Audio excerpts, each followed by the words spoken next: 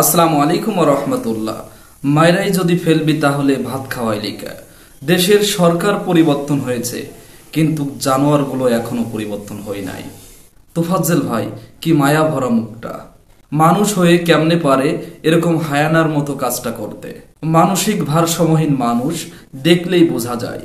কতটা পেটে ক্ষুধা থাকলে বলতে পারে, ভাই আমার পেটে অনেক ক্ষুধা, আমাকে কিছু খেতে দাও।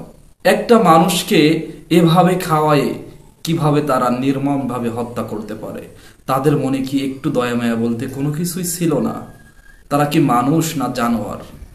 আমার বুঝে আসে না। দেশের বিচার কি পরিবর্তন হবে না? মানুষ হয়ে হায়ানার মতো এসব কাজ যারা করতে পারে, নেতা দেখার টাইম নয়, তাকে উপযুক্ত শাস্তির ব্যবস্থা করতে হবে। এই দেশে এরকম ঘটনা প্রায় হয়ে চলছে। যারা এই ঘটনাগুলো ঘটাচ্ছে, ঘটনার সাথে যারা জড়িত আছে, তাদেরকে যদি উপযুক্ত শাস্তি দেওয়া হয়, তাহলে এই ঘটনার ভিতর আর কেউ লিপ্ত হবে না, এই ঘটনাও কেউ করবে না। এখন থেকে এই কাজের মধ্যে যারা লিপ্ত থাকবে তাদেরকে ধরে সঠিক বিচার করে দিতে হবে। তাহলেই এই সব কাজে বাংলাদেশ থেকে বন্ধ হয়ে যাবে।